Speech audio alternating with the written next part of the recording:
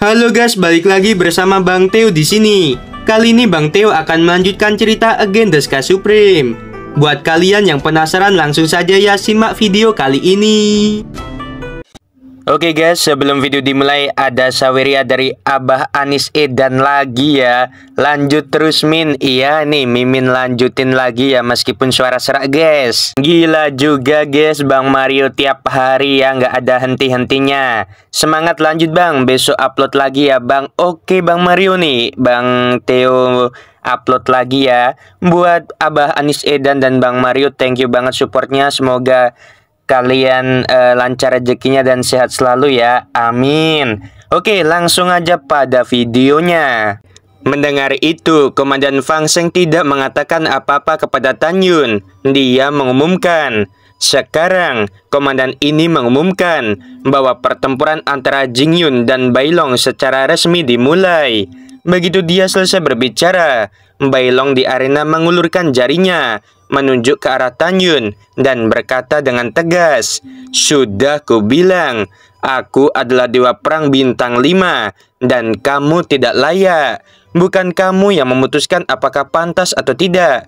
Siapapun yang tidak pantas akan diputuskan nanti." Suara Tan Yun acuh tak acuh berubah menjadi bayangan ungu dan melesat ke arena.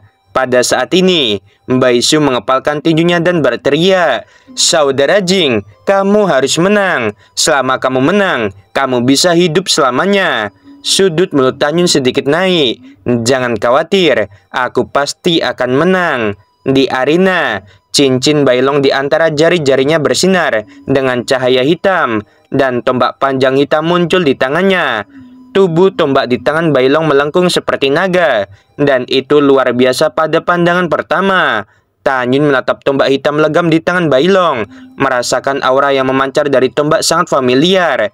Pada saat ini, Tan Yun tiba-tiba teringat di benaknya. Suara marah dan sedih muar terdengar. "Tuan, tombak di tangan Bai Long terbuat dari tulang keluarga nagaku." Mendengar ini, tidak ada perubahan di wajah Tan Yun, tapi hatinya sudah terbakar amarah. Namun kata-kata Bai Long berikutnya menambahkan bahan bakar api dan membuat kemarahan Tan Yun mencapai puncaknya. Setelah Bai Long menemukan Tan Yun terus menatap senjata di tangannya, dia berkata sambil mencibir, "Kamu bajingan, apakah kamu belum pernah melihat senjata seperti ini? Biarkan aku memberitahumu. 3 tahun yang lalu, ayahku menangkap naga iblis bercakar 12 dengan tangannya sendiri dan kemudian menarik tulangnya menggunakan tulang punggung yang paling keras di tubuh naga untuk membuat tombak atribut kuno ini. Hari ini, kamu bisa mati di bawah senjataku. Itu adalah keberuntunganmu." Mendengar ini, Tan Yun menahan amarah dan berpikir dalam hati, 3 tahun yang lalu, Jenderal Besar Bai Li menangkap naga bercakar 12. Jadi dia bisa mengetahui keberadaan naga bercakar 12. Setelah kekuatanku kuat, aku akan menemukan cara untuk menemukan klan naga iblis. Ketika Tan Yun berpikir sendiri, ekspresi Bai Long tiba-tiba menjadi serius dan dia berteriak, "Teknik Dewa Naga!" Segera, rambut Bai Long berkibar dan kekuatan dewa kuno melonjak keluar dari tubuhnya. Saat dia melakukan teknik ini, auranya terus meningkat dengan cepat menembus dewa prajurit bintang 9. Dia membenci Tan Yun dan berkata dengan nada mendominasi, "Siapa kamu? Tidak memenuhi syarat untuk menantang tuan muda ini." Jika Bai Long mengetahui semi suci tingkat 1 tidaklah cukup untuk menghabisi Tan Yun, maka dia akan tercengang.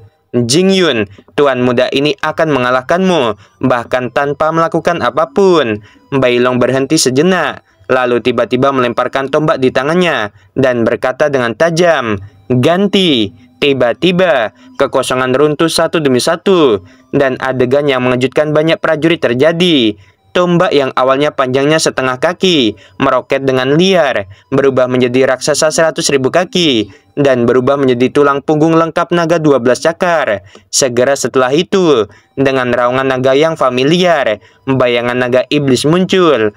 Tan Yun tahu bahwa bayangan ini diciptakan oleh seseorang yang memurnikan jiwa naga menjadi senjata. Bai Long naik ke langit dengan seringai di wajahnya, tergantung di langit ratusan ribu kaki, menatap Tan Yun dan berteriak, "Tekan untukku." Boom! Dengan suara keras, tulang 100.000 kaki dengan aura yang kuat menyerbu langit dan berguling ke arah Tanyun dengan kecepatan tinggi. Kecepatannya mencengangkan. Namun, adegan yang terjadi selanjutnya membuat hati semua prajurit di tempat menjadi badai. Hanya mendengarkan raungan keras Tanyun, tubuh Tanyun memuntahkan kekuatan guntur. Kekuatan Dewa Guntur yang melonjak bergegas ke lengan kanan Tanyun. Dan kemudian, di mata semua orang, Tanyun tidak hanya tidak bersembunyi, tetapi juga menekuk lututnya dan membanting ke tanah. Tubuhnya seperti anak panah yang tajam. Apa yang sedang dilakukan Jingyun? Mungkinkah dia akan mengguncang dengan tangan kosong? Ketika seorang prajurit tidak bisa menahan diri untuk tidak berteriak, Tanyun sudah bergegas. Tangan kanannya mengepal erat, dan dengan seluruh kekuatannya, sebuah pukulan mengenai bagian bawah tulang dengan keras.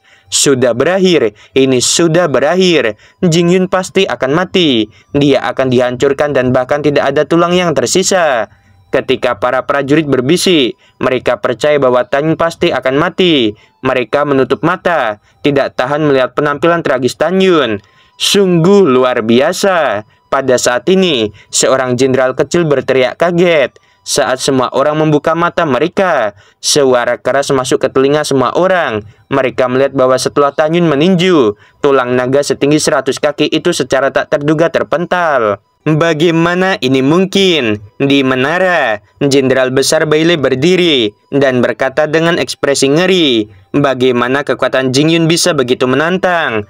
Jenderal Besar lainnya juga bangkit satu demi satu. Ya, kekuatan anak ini benar-benar menakutkan. Jingyun, apakah dia manusia atau binatang? Bagaimana dia bisa memiliki kekuatan tirani seperti itu? Dia hanya prajurit bintang 1. Itu benar, Jingyun ini monster. Ternyata kekuatan yang dia tunjukkan sebelumnya hanyalah tipuan. Dan sekarang, dia semakin kuat. Ketika para jenderal besar sedang berdiskusi, di lantai 6, Raja Dewa Baicheng menatap Tanyun. Matanya yang keruh dipenuhi dengan persetujuan yang dalam. Pada saat ini, Bailong yang berdiri di udara menatap tulang naga 100.000 kaki yang dihancurkan oleh Tanyun. Dia benar-benar merasa ngeri. Dia berpikir bahwa Tanyun akan dihancurkan sampai mati. Tetapi dia tidak pernah berpikir bahwa Tanyun akan begitu kuat ketika dia menunjukkan kekuatannya. Apa yang masih kamu lakukan? Ambil kembali tombak tajammu dan bertarung melawan Jingyun. Pada saat ini, pengingat ayah Bailong terdengar di benaknya. Anak ini mungkin kuat secara fisik dan api. Kecepatannya setara denganmu. Tentu saja, jika kamu menggunakan teknik Dewa Naga, kamu pasti akan bisa mengalahkannya. Setelah mendengarkan, Bailong yang merasa lega, tiba-tiba membuat tulang naga berubah menjadi tombak hitam pekat sepanjang setengah kaki. Pada saat yang sama, Bailong melesat dan ingin mengambil tombak itu secara vertikal. Namun, yang membuatnya takut adalah bahwa Tanyun melesat dengan kecepatan ekstrim, mengejarnya hampir 2 kali lebih cepat dari dirinya sendiri. Bailong berteriak ngeri, "Ayah, anak ini masih menyembunyikan kecepatannya. Dia terlalu cepat." Suara teriakan panik Bailong tiba-tiba terputus. Tanyun yang bangkit dari langit, seperti hantu, muncul di samping Bailong. Tangan kirinya menjulur seperti kilat dan mencekik leher Bailong. Jingyun, tidak! Wajah Bailong memerah dan matanya menunjukkan ketakutan yang belum pernah terjadi sebelumnya. Baru pada saat inilah dia tahu bahwa dia terlalu lemah di hadapan Tanyun. Dia bisa dengan mudah dihabisi oleh Tanyun hanya dengan mengandalkan kecepatannya saja. Pada saat ini, Bailong memikirkan adegan kemarin Tanyun menghabisi putri angkat paman keduanya tanpa ragu-ragu, lalu dahinya dipenuhi butiran keringat. Dia ketakutan. Dia takut Tanyun akan menghabisinya. Di lantai atas, Jenderal Besar Bailey sangat ketakutan, sehingga wajahnya menjadi pucat. Bailey menatap Tanyun. Dia menelan ludahnya. Dia ingin memarahi Tanyun. Tetapi ketika dia memikirkan kemarin setelah saudara keduanya Baizi memarahi Tanyun, Tanyun justru menghabisi Baiyuan. Memikirkan hal ini, Bailey melambai kepada Tanyun dan berkata, "Jingyun, jika kamu memiliki sesuatu untuk dikatakan, tolong jangan sakiti anakku." Ketika Tanyun hendak mengatakan sesuatu, suara lama Raja Dewa Baicheng terdengar di benaknya. "Jingyun, kemampuanmu telah diakui oleh Raja Dewa ini. Lagi pula, dia adalah cucu Raja Dewa ini. Jangan sakiti nyawanya." Mendengar ini, Tanyun berkata pelan, Tuan Komandan Besar, kamu dapat melihat bahwa Bailong benar-benar ingin menghabisi bawahan ini. Bawahan tidak bisa menghabisinya. Tetapi apakah kamu akan setuju bawahan ini memberinya pelajaran? Setelah mendengarkan, Raja Dewa Baicheng berkata, tentu saja kamu bisa. Selama kamu tidak menghabisinya, kamu bisa mengajarinya beberapa pelajaran yang menyakitkan dan beritahu dia kebenaran bahwa ada orang di luar yang jauh lebih kuat. Dengan izin Raja Dewa Baicheng, Tanyun mencekik Bailong dengan tangan kirinya, mengangkat kaki kanannya ke udara, dan menendang kaki kanan Bailong. Suara retakan tulang yang jernih bercampur dengan suara tragis Bailong terdengar. Kulit kaki kanan Bailong masih utuh, tetapi tulang pahanya telah terlepas. Mata Bailong retak kesakitan. Dia memelototi Tanyun. Tepat saat dia akan berbicara, Tanyun berkata dengan sungguh-sungguh, kamu ingin menghabisiku, tapi aku hanya mematahkan satu kakimu. Ini adalah ampunan terbesarku. Jika kamu berbicara kasar lagi, kamu akan menanggung risikomu sendiri. Melihat penampilan ganas Tanyun, Bailong menelan kata-kata yang ingin dia katakan dan meraung. Jingyun, aku Bailong, akan membuatmu mati. Tanyun mengangkat alisnya dan berkata dengan dingin, aku menyelamatkan hidupmu. Bukankah seharusnya kamu mengucapkan terima kasih padaku? Kata-kata Tanyun lebih memalukan daripada mengolesi wajah Bailong.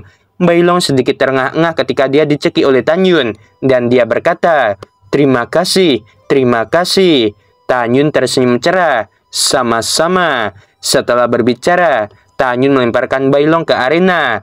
Bailong berguling di udara dan menghentikan sosoknya. Setelah memasukkan tombak ke cincin surgawi, dia terbang di udara dan mendarat di kerumunan. Segera, seseorang mulai membantunya mengangkat kakinya. Tanyun berubah menjadi bayangan dan terbang dengan rapi ke arena. Pada saat ini, mata Baifeng berubah ketika dia menatap Tanyun menjadi panas dan tertawa gembira di dalam hatinya. 3.000 tahun, aku muak dengan kenyataan bahwa bawahanku tidak ada yang menjadi dewa perang, tetapi hari ini membuatku sangat senang. Baifeng sangat emosional. Dia tidak pernah berpikir bahwa bawahannya akan begitu mendominasi, dan satu orang bisa mendapatkan kehormatan 5 gelar God of War. Kebahagiaan datang terlalu tiba-tiba, seperti berada dalam mimpi. Pada saat ini di lantai 5, Komandan Fang Sem mengirim transmisi suara pada Dewa Baicheng. Komandan besar, anak ini hanya seorang prajurit bintang 1, tetapi dia mendominasi pasukan keluarga Bai, seorang dewa prajurit bintang 1 hingga bintang 5. Dari sudut pandangan bawahan ini, harus dibudidayakan, dan itu akan menjadi senjata hebat di masa depan. Ya, aku juga berpikir begitu. Raja Dewa Baicheng berkata melalui transmisi suara. Untuk seorang jenius seperti Jingyun, dia tidak memilih Raja Dewa lainnya, tetapi memilih untuk menyembah pasukan keluarga Baiku. Ini adalah takdir. Komandan Fang Sem berkomunikasi dengan Raja Dewa Baicheng untuk sementara waktu, dan kemudian mengumumkan, selamat kepada Jingyun yang telah memenangkan kemuliaan prajurit bintang 5, menciptakan keajaiban prajurit bintang 1 keluarga Bai sejak zaman kuno. Pada saat ini, semua pasukan keluarga Bai kita harus memberi selamat kepada Jingyun. Lagi pula, hampir semua prajurit yang menyaksikan pertempuran itu berteriak dari lubuk hati mereka yang paling dalam. Pada saat ini, Tanyun luar biasa. Setelah waktu yang lama, Komandan Fang Sem memberi isyarat kepada semua orang untuk diam, menatap Tanyun dan tersenyum ramah. Jingyun, komandan ini mengajukan pertanyaan kepadamu. Kamu harus menjawab dengan jujur. Tanyun berkata dengan hormat, Tuan Komandan, tolong bicara, dan bawahan akan menjawab dengan jujur. Komandan Fang Sem berkata, terus terang, orang tua ini berpikir bahwa kamu tidak akan lagi memiliki kekuatan untuk menantang dewa prajurit bintang 6. Tetapi untuk beberapa alasan, orang tua ini ragu dan berpikir bahwa kamu kemungkinan akan menantang. Aku ingin tahu, apakah lelaki tua ini bisa menebak dengan benar atau tidak. Mendengar itu, penonton terdiam, menunggu jawaban Tanyun. Tanyun berkata dengan hormat, karena komandan telah bertanya, generasi muda tidak akan menyembunyikannya. Oh, jadi apa yang ingin kamu katakan? Komandan Fang Sem menjadi semakin penasaran. Tanyun berkata dengan keras, karena bawahan ini telah berpartisipasi dalam pertempuran dewa perang, aku harus melakukan yang terbaik. Oleh karena itu, bawahan pasti akan menantang dewa perang bintang 6. Tidak hanya itu, bawahan juga akan menantang Dewa Prajurit Bintang 7, Dewa Prajurit Bintang 8, dan Dewa Prajurit Bintang 9 di hati bawahan.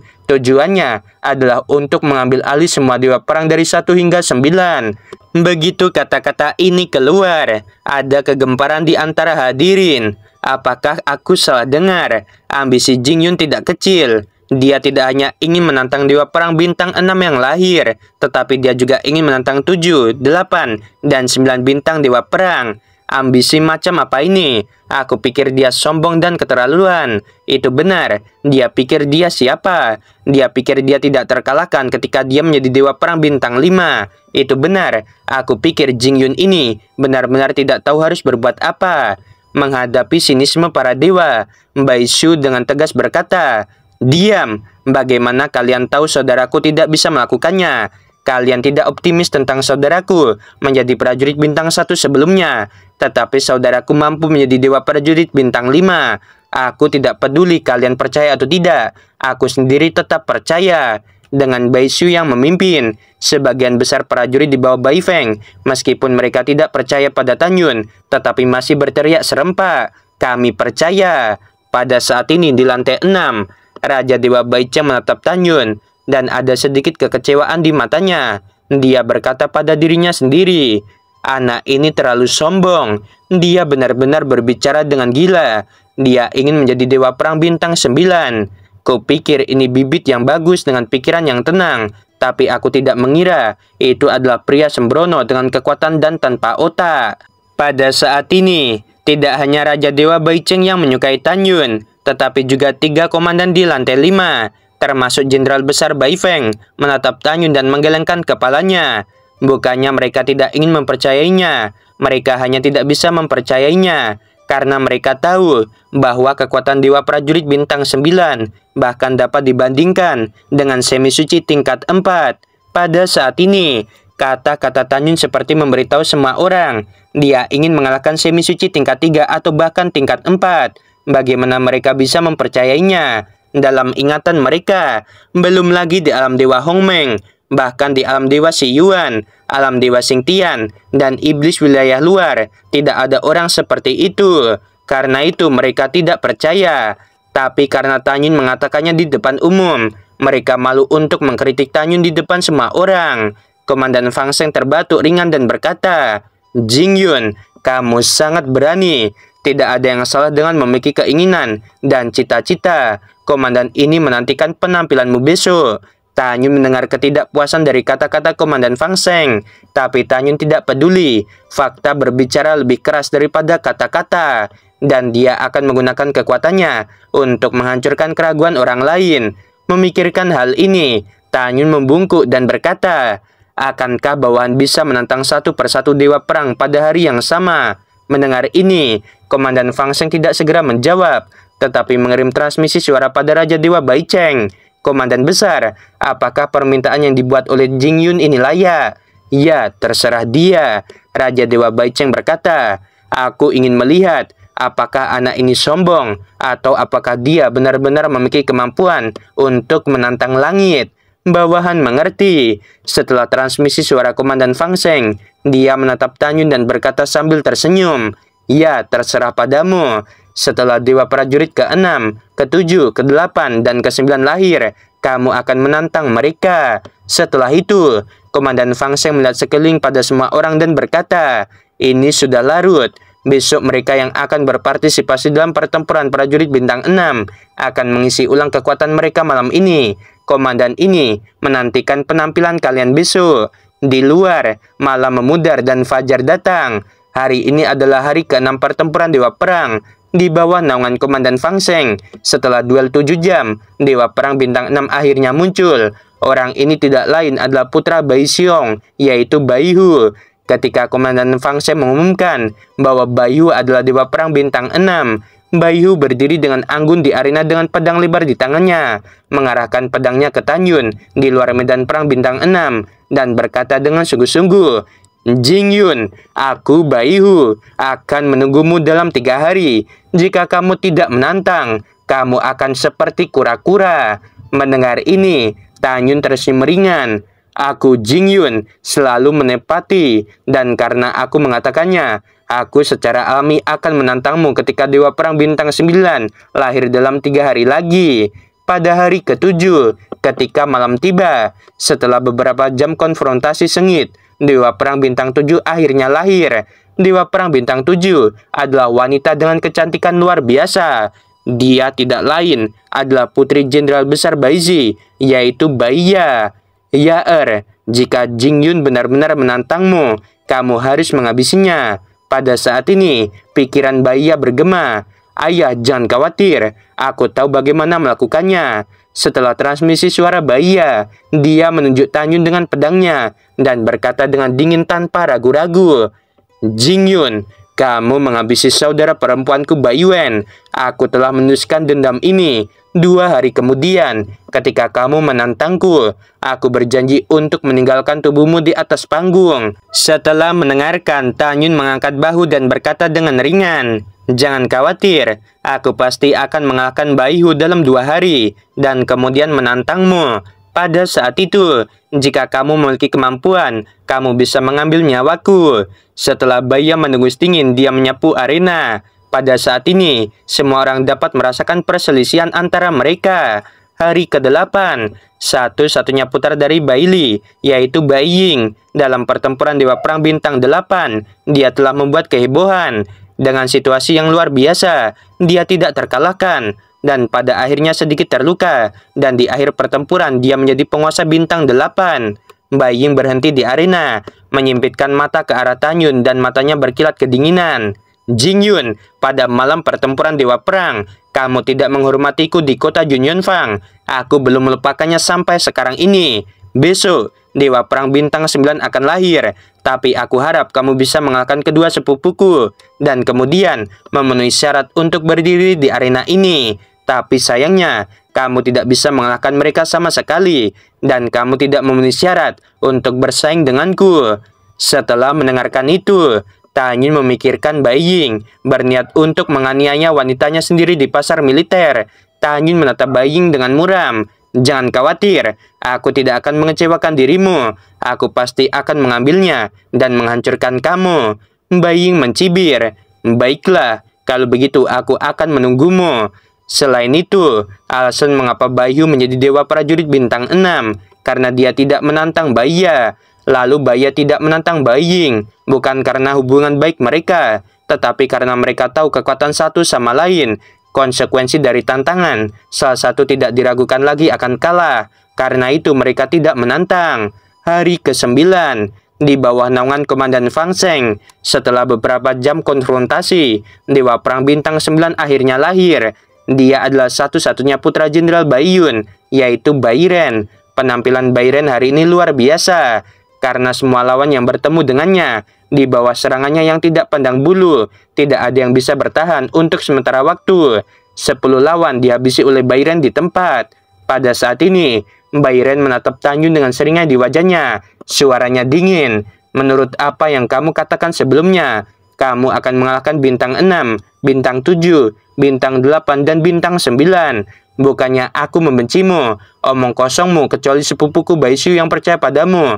Kurasa tidak ada seorang pun di sini yang akan mempercayai dirimu. Tentu saja, itu tidak penting, dan kamu bahkan kurang memenuhi syarat untuk bertarung denganku hari ini. Bahkan jika kamu mengatakan yang sebenarnya, aku bisa menusukmu sampai mati dengan 1 jari. Mendengar ini, Tanyun tersenyum dan mengabaikan Bai Ren secara langsung. Bai Ren mendengus dingin dan menyapu arena. Di lantai 5, Komandan Fang Sheng perlahan bangkit dari tempat duduknya, menatap Tanyun dan berkata, Jingyun, sekarang pertempuran para dewa perang telah berakhir, dan dewa perang bintang lainnya telah lahir selain kamu. Sekarang komandan ini bertanya padamu, kamu harus menjawab dengan serius. Apakah kamu ingin menantang dewa prajurit bintang 6 Baihu? Tentu saja, kamu juga bisa kembali dan tidak menantang. Ini hakmu. Setelah itu, Komandan Fang Sheng dengan tenang mengirim transmisi suara pada Tanyun. Bocah bau, cepat dan katakan menyerah. Kamu hanya akan kehilangan muka jika kamu benar-benar menantang. Bahkan jika kamu bisa mengalahkan Baihu, kamu tidak bisa mengalahkan Baiya. Bahkan jika kamu bisa mengalahkan Baiya, kamu masih harus melawan Bai Ying dan Bai Ren. Tantangannya adalah kematian. Kamu yang memutuskan sendiri.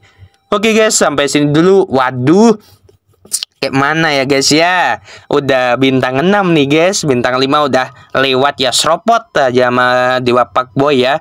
Oke lah, sebelum video berakhir Mimin mau bilang sungguh membagongkan. Terima kasih. Bentar dulu ya. Thank you buat Abah Anis Edan sama Bang Mario yang tiap hari nih ya. Tiap hari nge-Saweria support Mimin. Oke, thank you banget. Oke guys, makasih ya.